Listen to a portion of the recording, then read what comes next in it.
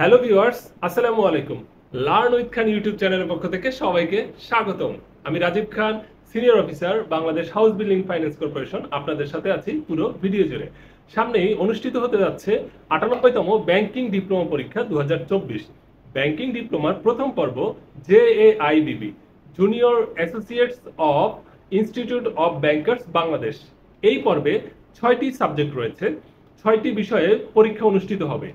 এই 6টি বিষয় বাধ্যতামূলক, অর্থাৎ কম্পালসারি 6 সাবজেক্টস। আমরা এই ভিডিওতে 6টি বিষয় সম্পর্কে জানব।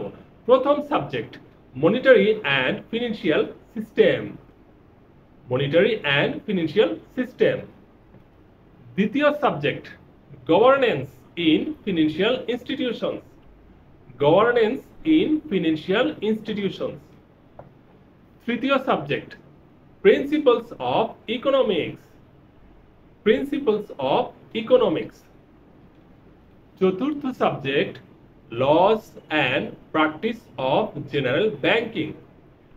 Loss and practice of general banking.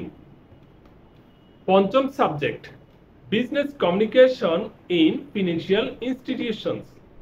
Business communication in financial institutions.